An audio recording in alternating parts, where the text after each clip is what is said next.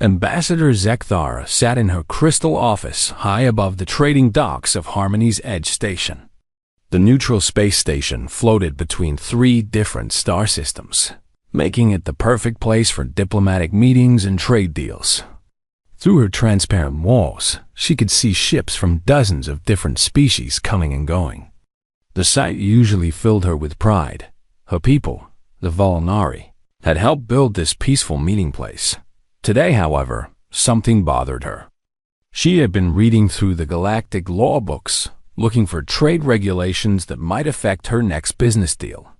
The Volnari were known throughout the galaxy as the best information brokers and deal makers. They knew everyone's secrets and could arrange anything for the right price. But as she read through page after page of laws, treaties and agreements, she noticed something strange. There was nothing about humans. Not one single law, rule, or regulation mentioned them at all. This was odd, because humans had colonies scattered across many star systems and traded with most species regularly. Zekthara's 4 eyes blinked in confusion. Her people kept detailed records on every species in the galaxy.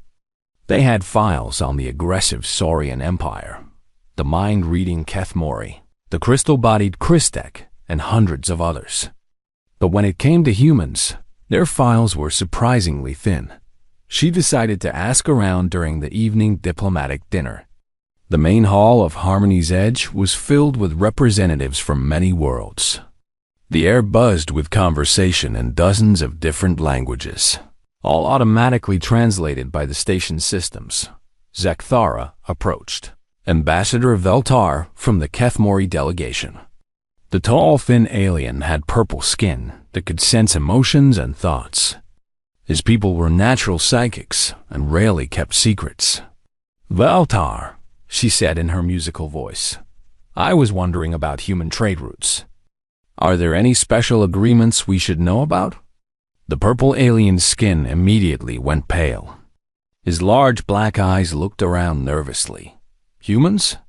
Why do you ask about humans, Zekthara? Just curious. I noticed there are no specific laws about them in the galactic codes. Veltar's skin began to show swirls of deep blue, a sign of fear in his people. Some things do not need to be written down, he whispered. Everyone just knows. Before Zekthara could ask more questions, Veltar quickly excused himself and walked away. She watched him leave with growing curiosity. In all her years as a diplomat, she had never seen a Kethmori show fear like that. She tried talking to other delegates.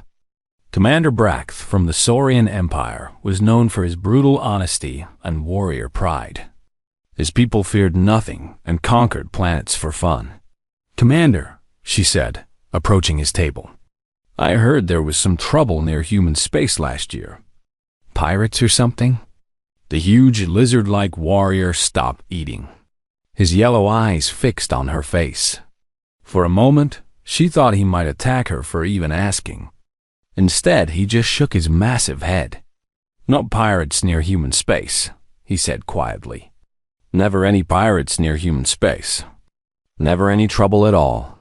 But surely your empire has had some contact with them. Your people explore everywhere. Commander Brakth H stood up suddenly, his chair scraping against the floor. The Saurian Empire has many enemies, he said slowly. Humans are not among them. Humans will never be among them.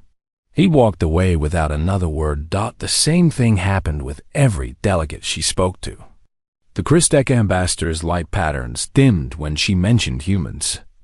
The floating minds from Nebula 7 simply stopped responding to her questions.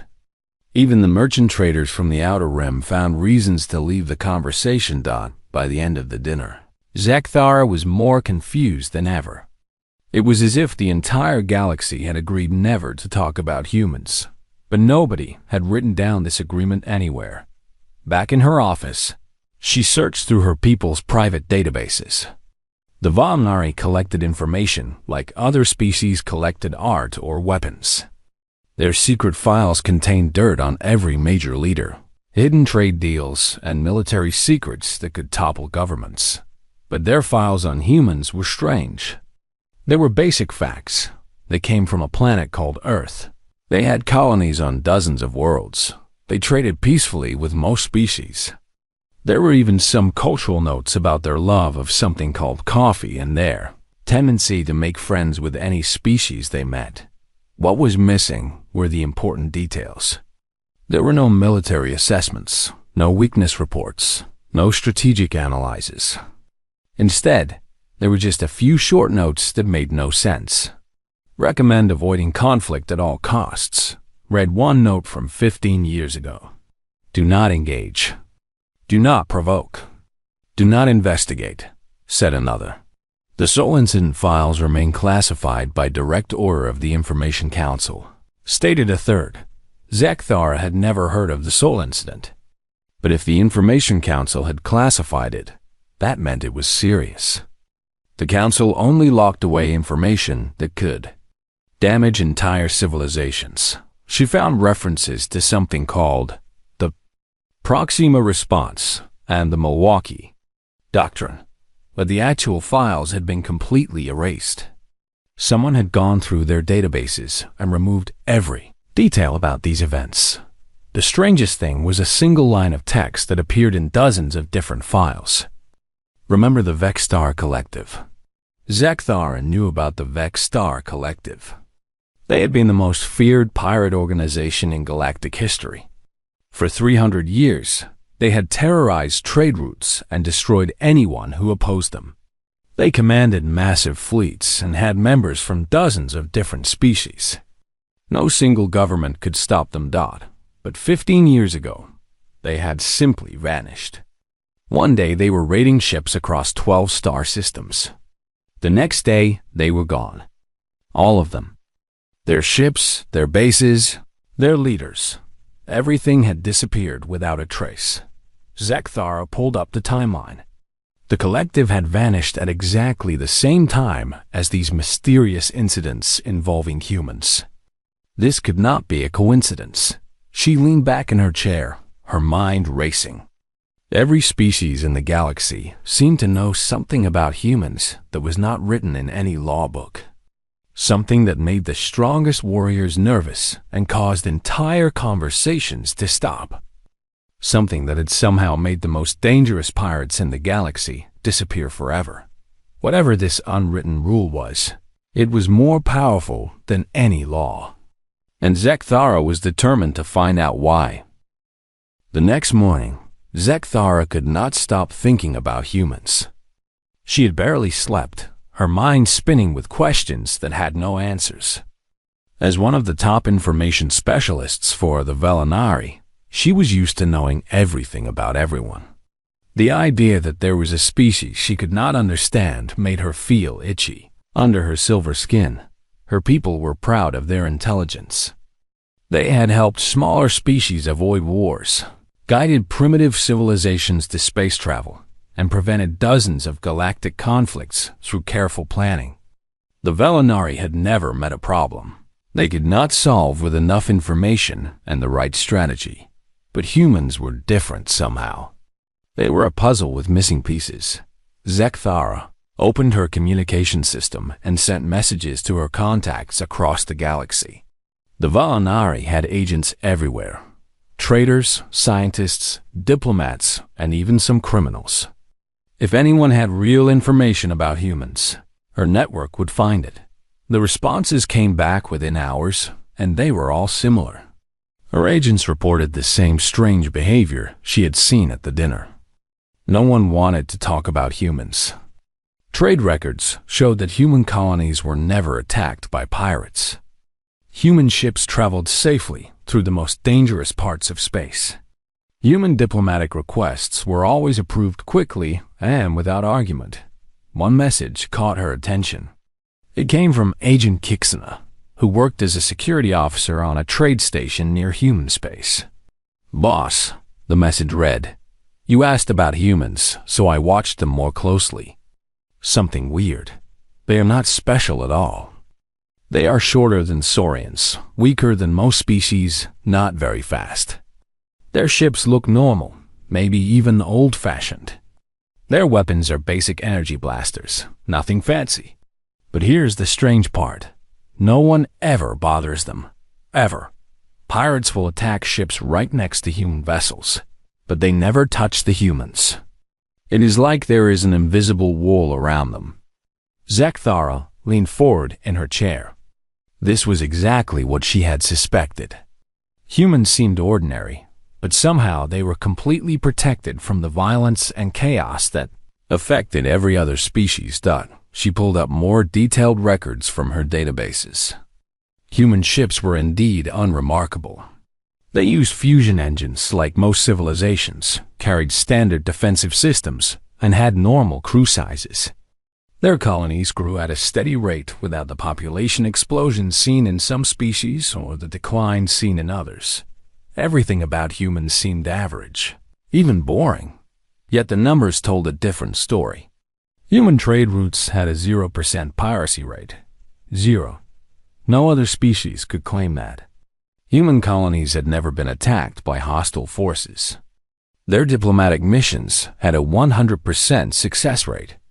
These statistics were impossible for any normal civilization. Zekthara decided to dig deeper into the Vextar collective disappearance. She used her highest security clearance to access the restricted files in the Velinari archives. What she found made her heart beat faster. That the Vextar collective had been led by a creature called Warlord Gaxon, a massive four-armed alien with cybernetic implants and a reputation for extreme cruelty. He commanded over 50,000 pirates across 200 different star systems. His fleet included captured warships from a dozen different species and weapons, stolen from military bases. For 3 centuries, Gaxon had grown stronger. He recruited criminals from every species, built secret bases in asteroid fields, and developed his own weapons. The collective had become so powerful that entire governments paid them tribute instead of fighting. Then, 15 years ago, Gaxon made what the files called first contact with human shipping. The records were brief and confusing. A human cargo ship called the Peaceful Trader had been stopped by Vextar pirates near a mining world. The ship was carrying basic supplies, food, medical equipment, and clothing. Nothing valuable enough to start a war over. The pirates demanded the cargo and threatened to capture the crew for slave labor. This was standard procedure for the collective. They had done the same thing thousands of times before. The human captain asked only one question. Are there children on your ships?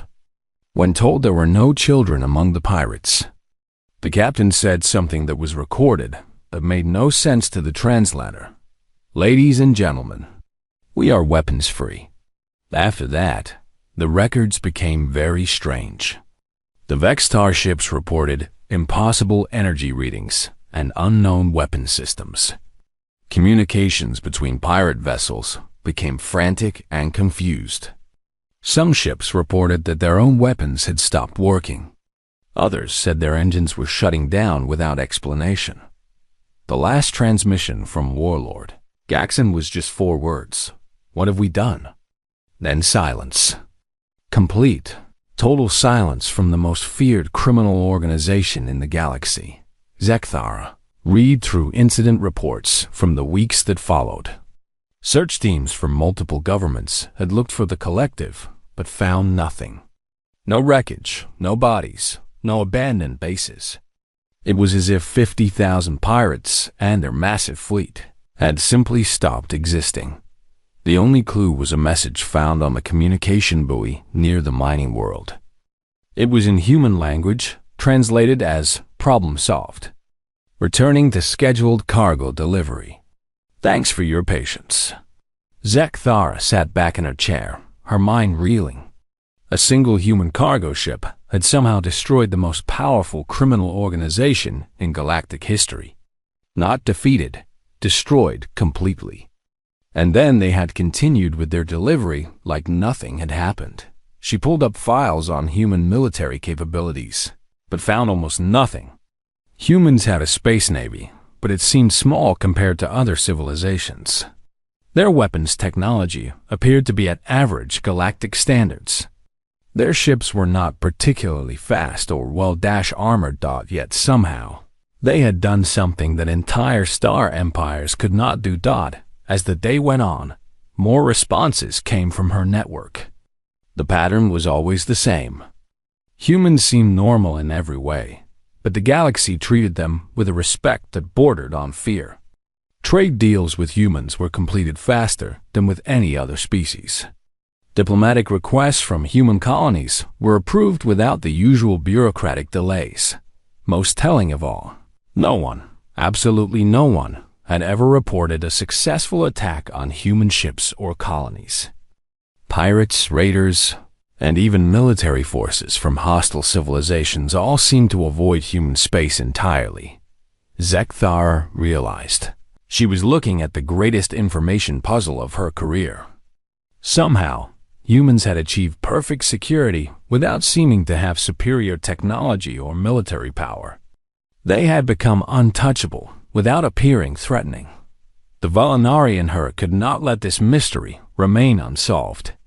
Her people prided themselves on understanding everything and everyone.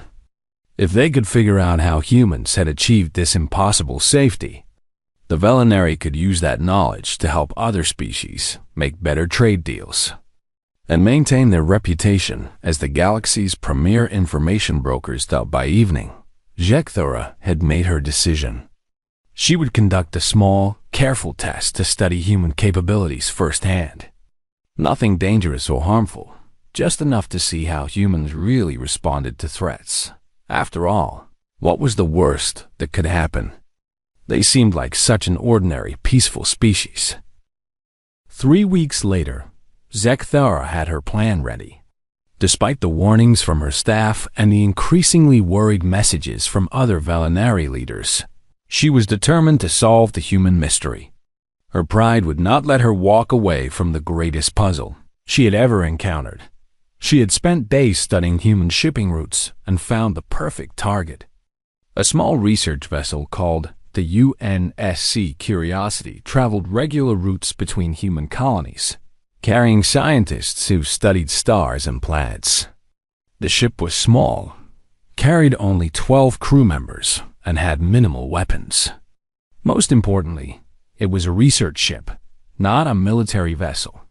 So any incident could be explained as a misunderstanding. Zekthara hired mercenaries for the job, being very careful to choose ones with no connections to her or the Valinari. She found a group of freelance raiders led by Captain Voss, a grizzled veteran who had worked for various criminal organizations over the years. His crew was made up of outcasts from different species, the kind of aliens who would do any job for the right price. The job is simple, she told Voss over an encrypted communication channel. Stop the human ship, study their response, take some non-essential cargo, and let them go. No violence unless they attack first. I want to observe, not start a war. Captain Voss scratched his scarred jaw with one of his forearms. His species, the Thrakari, were natural soldiers, but not very bright. You sure about this, lady? My contacts say humans are bad news. Your contacts spread the same rumors I am trying to investigate, Zekthara replied. Humans are just another species. They have been lucky so far, but luck runs out eventually. She paid the mercenaries well and gave them strict instructions. No killing, no serious damage to the ship, and definitely no harming the crew. This was to be a study, not an attack. She wanted to see how humans really reacted to threats when they could not run away. Zekthara positioned monitoring ships throughout the system where the encounter would take place. She had sensors, cameras, and communication interceptors ready to record everything. Her plan was to gather data on human tactics, technology, and psychology that no one else had ever collected. The Curiosity was scheduled to pass through the Kepler 442 system on a Tuesday morning, carrying a team of scientists returning from studying a strange star formation. According to her intelligence, the crew consisted of academics, physicists, astronomers, and biologists. They were exactly the kind of soft targets that would show her how humans really behaved under pressure. Everything went according to plan initially.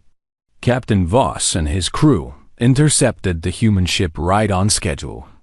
The Curiosity dropped out of faster-than-light travel, exactly where Zekthara had predicted. And the mercenaries moved in smoothly. Human vessel. Voss broadcast over standard communication frequencies. This is Captain Voss of the independent vessel Reaper's Edge. Cut your engines and prepare to be boarded for inspection. Zekthara watched from her hidden observation post, her recording devices capturing every detail. This was the moment she had been waiting for. The chance to see humans without their mysterious protection, forced to deal with a real threat. The response from the Curiosity was surprisingly calm. A woman's voice came over the communication channel, speaking in the clear, measured tones of someone reading from a script. This is Dr. Sarah Chun, captain of the research vessel Curiosity. We are a civilian scientific mission with no military cargo or classified information. We will comply with inspection procedures according to galactic salvage laws. Zekthara frowned. This was not the response she had expected. The humans seemed almost bored by the situation.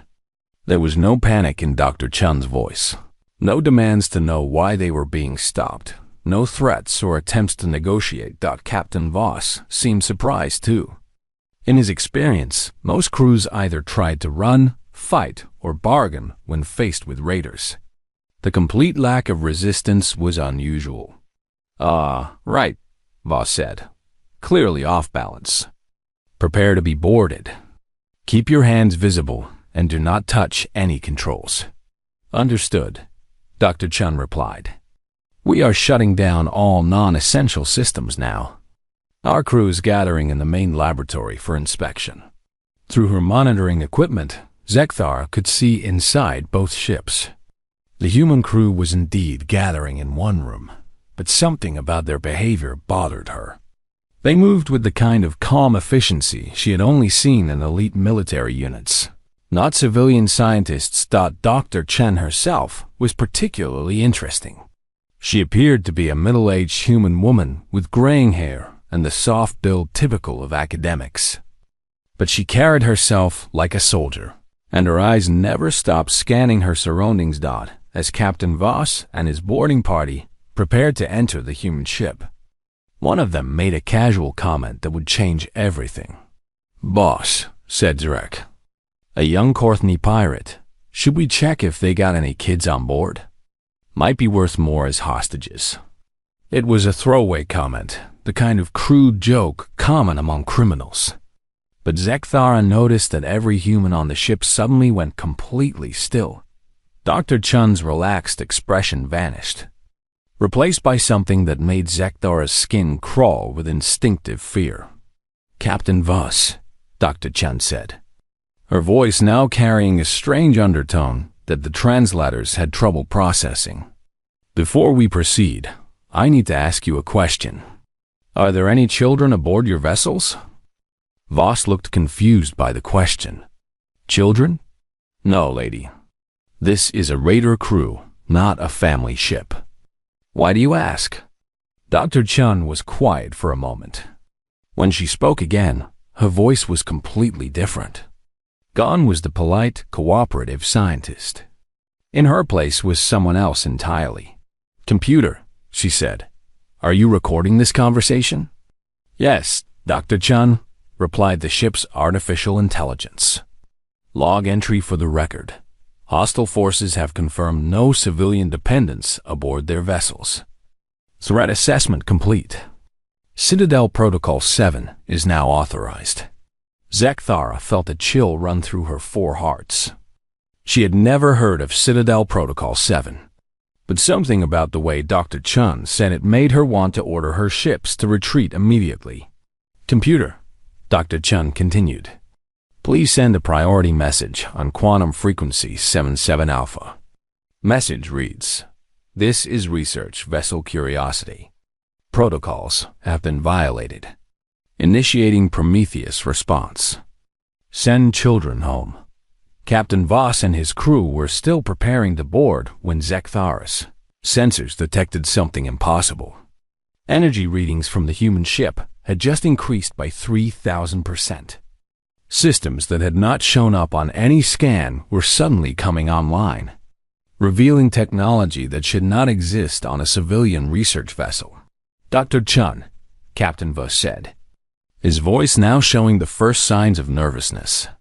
What is all this talk about protocols and responses? Dr. Chun looked directly into the communication camera, and for the first time, Zekthara saw her smile. It was not a pleasant expression. Captain, she said quietly, you just made the biggest mistake of your very short remaining life. You bothered humans. That was when the screaming started. The screaming came from Captain Voss's ship. Zekthara watched in horror as her carefully planned observation mission turned into something that would give her nightmares for the rest of her life. The first thing that went wrong was the boarding party. The 6 mercenaries who had been preparing to enter the human ship suddenly found themselves unable to move. Their weapons stopped working. Their communication devices went silent. Their power armor shut down, leaving them floating helplessly in space between the 2 ships. What is happening? Captain Voss shouted into his communication system, but he got no response from his boarding team. Dr. Chun's voice came through clearly on all frequencies. Computer, begin tactical assessment of hostile vessels. Full spectrum analysis. The curiosity began to change before Zekthara's eyes. Panels opened along the hull, revealing weapon systems that had been completely hidden from all scans. Energy readings continued to climb, showing power output that should have been impossible for a ship that size. But the weapons were not the most frightening part. It was the way the humans moved. All 12 crew members seemed to know exactly what to do without speaking to each other. They moved through their ship like a single organism, each person performing complex tasks that fit perfectly with what the others were doing. Dr. Chum continued to give calm, quiet orders while simultaneously operating 3 different control stations. Dr. Martinez, please begin full system takeover of hostile vessels, she said while her hands flew over controls that were definitely not scientific equipment. Young-looking human man nodded and began typing on a console. Within seconds, Captain Voss's ship started experiencing massive system failures. Engines shut down. Weapons went offline. Life support systems began cycling incorrectly. What are you doing to my ship? Voss screamed. Dr. Okafor, Dr. Chun, continued without answering. Please initiate communication with Fleet Command. Inform them that research protocols have been violated and we are implementing standard response measures. Zekthar's monitoring equipment detected something impossible. The human ship was sending messages using quantum communication technology that was supposed to be theoretical. The signals were going out to every human colony and ship in the galaxy simultaneously, traveling faster than light in ways that broke several physical laws. Within minutes, responses began coming back from across human space, not just from military bases, but from civilian colonies, research stations, mining outposts, and trading ships. Every single human settlement was responding to Dr. Chun's message. This is Colony Ship New Horizon, came one transmission. Message received. Children secure. Adults responding. Research Station Alpha 7 acknowledging, came another. Families protected. Science teams mobilizing. Mining platform Delta acknowledging protocols. Workers' families safe. Fleet moving. The messages kept coming. Hundreds of them. Thousands. Every human in the galaxy was responding to Dr. Chun's call. And they were all saying the same thing. The children were safe. And the adults were coming. Captain Voss was panicking now. His ship was completely dead in space. controlled by the humans through some kind of technology he could not understand. "Lady," he called to Zekthara on their secret communication channel. "You need to stop this now. Something is very wrong here." But Zekthara could not respond. Her own ship's systems were starting to fail.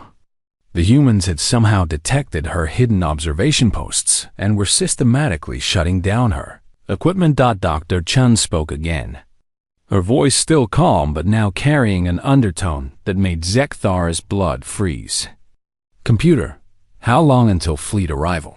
"First wave of civilian vessels will arrive in 4 hours, Dr. Chen. Military support ships are 6 hours out. Full response fleet estimated at 12 hours. Civilian vessels?" Voss asked weakly. Dr. Chun turned to look at him through the communication screen.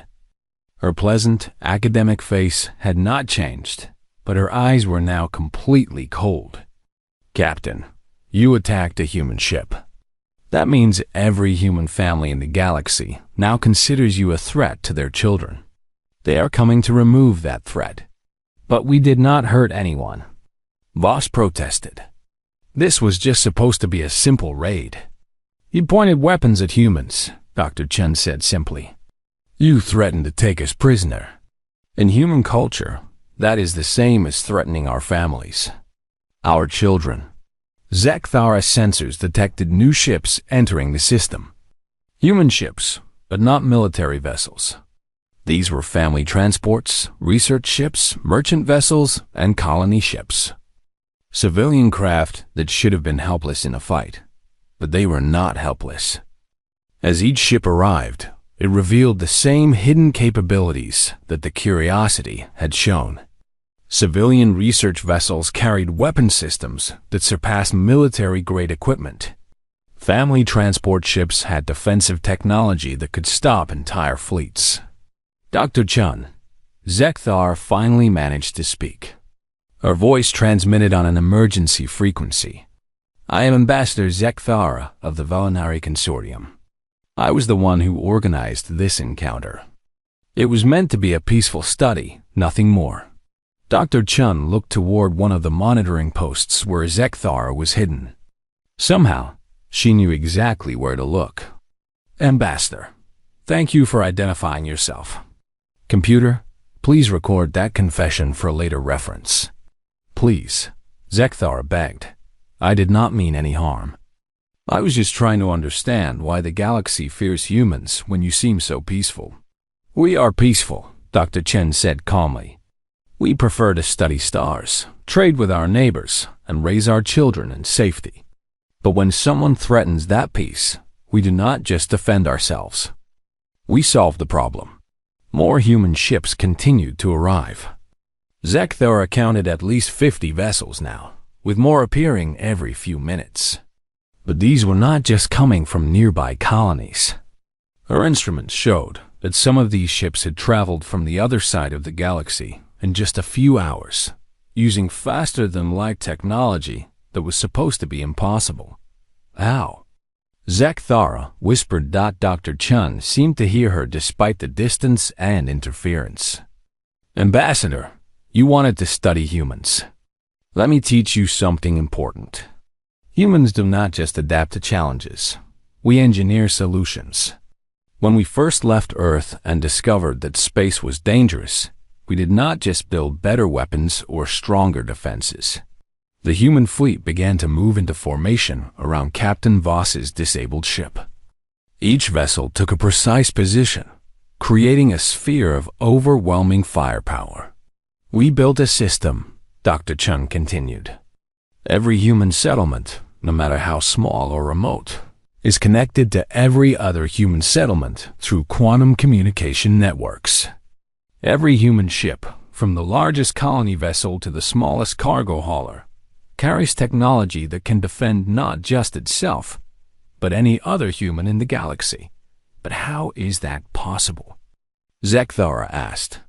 "Because," Dr. Chen said with a small smile, "when you threaten one human, you threaten all humans. And when all humans decide that something is a problem that needs to be solved, we do not just fix the immediate issue. We make sure it never happens again. The human fleet had finished positioning itself. 50 ships, most of them carrying families and civilian workers, now commanded enough firepower to destroy a small planet. But they were not preparing to attack. They were preparing to think. "Computer," Dr. Chen said, "begin comprehensive problem analysis. Full galactic scope. I want solutions that address not just this immediate incident, but all possible future iterations of this type of threat. Analysis beginning." Dr. Chen, estimated completion time, 37 minutes. Captain Voss looked around at the human fleet surrounding his ship and made a sound that might have been sobbing. "What have we done?" He whispered. Dr. Chen answered him with the same gentle tone she might use to explain stellar formation to a student. "Captain, you have given humanity a problem to solve. And we are very, very good at solving problems." 6 hours later, the human fleet had grown to over 200 ships. They came from every corner of human space. Not warships, but ordinary people in ordinary vessels.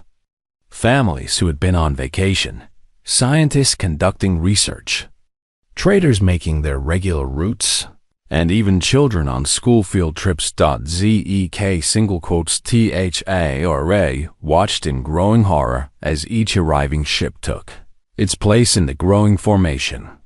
What terrified her was not their weapons, though those were impressive enough.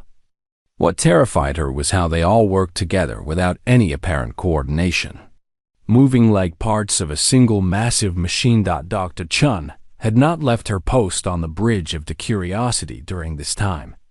She continued to work calmly at her stations, occasionally speaking to her crew or to the fleet, but mostly just monitoring data streams that flowed across her screens faster than any organic mind should have been able to process.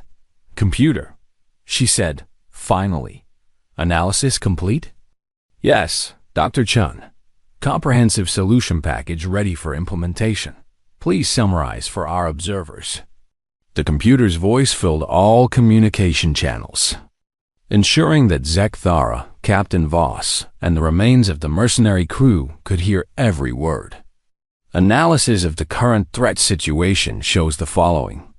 Captain Voss and his crew represent a standard criminal organization with ties to 14 different illegal groups across 9 star systems.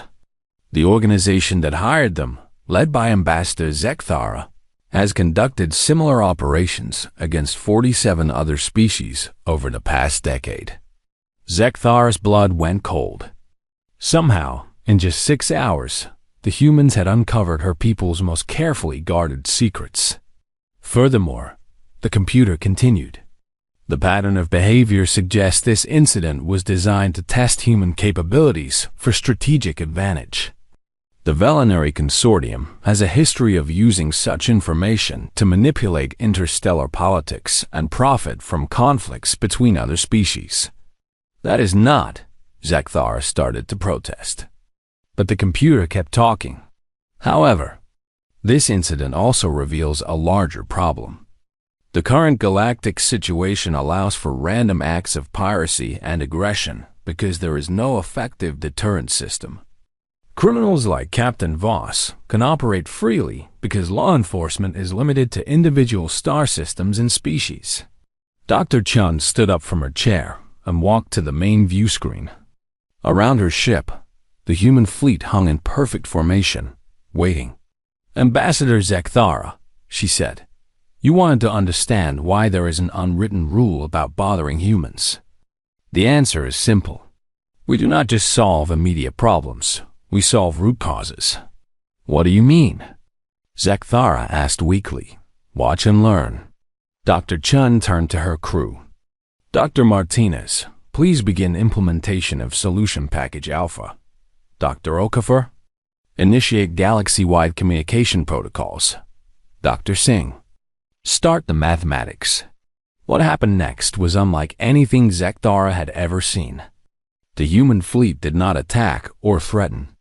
Instead, they began to work. Ships spread throughout the star system, positioning themselves at specific coordinates that seemed to follow some complex mathematical pattern. Each vessel began broadcasting on different frequencies, sending out streams of data that connected to form a galaxy-wide network. "Computer," Dr. Chun said, "begin Phase 1 of comprehensive problem resolution." Across the galaxy, human ships and colonies began reporting in. But they were not just acknowledging orders, they were sharing information. Every human settlement was connected to a massive data analysis network that started processing information about crime, piracy, and corruption on a galactic scale. Within minutes, detailed reports began flooding in. The locations of hidden pirate bases, the real identities of corrupt officials, trade routes used by smugglers. Criminal organizations that had operated in secret for decades suddenly found their activities exposed and documented. Phase 1 complete, the computer reported. All major criminal organizations mapped and cataloged. Phase 2 initiating. Captain Voss was shaking now. "What is Phase 2? He whispered. Doctor Chun looked at him with something that might have been pity. "Phase 2 is where we solve the piracy problem, permanently." The human ships began to move, not toward immediate targets, but spreading out across the galaxy, using their impossible faster-than-light technology. They were not going to attack random criminals. They were positioning themselves to end crime itself. "Dr. Chun," Zekthara said desperately, "surely you cannot mean to police the entire galaxy." "We do not need to police anything," Dr. Chun replied. "We just need to change the equation." She gestured to her screens, which showed a three-dimensional map of the galaxy. Red dots marked criminal organizations, pirate fleets, and corrupt governments. There were thousands of them. "Computer, begin Phase 3. Show them the new rules." What happened next would be talked about in whispered conversations for generations to come. Every criminal organization in the galaxy suddenly found themselves facing the same situation as Captain Voss. Their ships stopped working. Their weapons went dead. Their communications were taken over by polite human voices explaining that their criminal activities had been identified and that they now had a choice. "Attention criminal organizations." Dr. Chun's voice echoed across hundreds of star systems simultaneously. "You have exactly 1 hour to surrender all stolen goods, release all prisoners, and disband your operations. After that time, you will be considered an ongoing threat to galactic peace and will be dealt with accordingly." "You cannot do this," screamed a voice from somewhere in space, probably a pirate leader who had just found his fleet disabled. "You have no authority." "No right." Dr. Chun's response was calm and educational. "We have something better than authority. We have mathematics." The human fleet began demonstrating what that meant. Using technology that seemed to violate the laws of physics, they started making surgical changes to the galaxy itself. Asteroid fields that had hidden pirate bases were carefully moved to safer locations. Trade routes were optimized to eliminate the isolated areas where attacks commonly occurred. Even the locations of planets were slightly adjusted to create better sightlines and communication networks. They were not conquering the galaxy. They were redesigning it. Phase 4, Dr. Chun announced. Preventive measures. This was when Zekthara realized the true scope of human thinking. They were not just stopping current criminals. They were changing the fundamental conditions that allowed crime to exist. Remote areas of space gained monitoring stations that appeared out of nowhere. Communication networks were upgraded to ensure that no ship could disappear without trace. Trade routes were rearranged to eliminate opportunities for ambush. Most remarkably, they were doing it all with technology that appeared to be standard equipment on civilian ships. Every human family transport, research vessel, and cargo hauler carried tools that could reshape reality on a galactic scale. "How long have you been able to do this?" Zekthara asked in amazement. "Since the beginning," Dr. Chen replied. When humans first left Earth and discovered that space was dangerous, we made a simple decision. Our children would grow up in a galaxy where they were safe. Not just protected, but truly safe. The Vextar Collective, Zekthara whispered, finally understanding. Yes, they made the mistake of threatening a human cargo ship. We solved that problem completely. Not just by stopping them, but by making sure no organization like them could ever exist again. Dr. Chen turned to face the camera directly. Ambassador, you asked why there is an unwritten rule about bothering humans. Now you know. It is not because we are cruel or aggressive. It is because when something threatens our families, we do not just fight back. We engineer a universe where that threat cannot exist. The human fleet began to withdraw, their impossible faster than light drives, carrying them back to their homes across the galaxy. But they left behind a changed universe. Crime rates had dropped to near zero. Piracy had become mathematically impossible. Corrupt governments found themselves unable to function. As the Curiosity prepared to resume its research mission, Dr. Chen made one final statement. Captain Voss, you and your surviving crew will be transported to the nearest law enforcement facility. Your trial will be fair and your sentence will be appropriate to your crimes. But you will never again have the opportunity to threaten innocent people. Ambassador Zekthara, you will be returned to your people with a complete record of this encounter. Your government will undoubtedly want to study what happened here. You are welcome to share our message with the rest of the galaxy. What message? Zekthara asked. Dr. Chen smiled, a warm, genuine expression that somehow made her previous coldness even more frightening by contrast. The message is simple. Humans are peaceful, curious, and friendly. We want to explore the universe, make friends with our neighbors, and raise our children in safety. We will trade fairly, share our knowledge, and help anyone who needs assistance. She paused, her smile never wavering.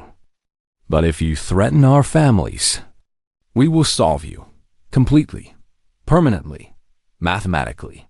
The Curiosity engaged its engines and disappeared into faster-than-light travel, returning to its scheduled mission of studying star formations. As if nothing had happened. As if they had not just redesigned the fundamental nature of galactic civilization.